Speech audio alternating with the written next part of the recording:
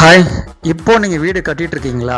அப்படின்னா இந்த வீடியோவை ஸ்கிப் பண்ணாமல் பார்த்தீங்கன்னா உங்களால் கொஞ்சம் பணத்தை மிச்சப்படுத்த முடியும். கன்ஸ்ட்ரக்ஷனில் ஒயரிங் ஸ்டேஜ் வரும்போது எந்தெந்த எலக்ட்ரானிக் ஐட்டம்ஸுக்கு எந்த திக்னஸ் உள்ள ஒயரை போடணும் அப்படின்றத இந்த வீடியோவில் பார்க்கலாம். எலெக்ஷன் வருது, ஸோ எல்லாரும் மறக்காமல் ஓட்டு போடுங்க. ஒரு நார்மல் இண்டிவிஜுவல் ஹவுஸுக்கு 5 விதமான ஒயர் திக்னஸை யூஸ் பண்ணலாம். 1 square mm, 1.5, 2.5, 4 square mm, 6 square mm.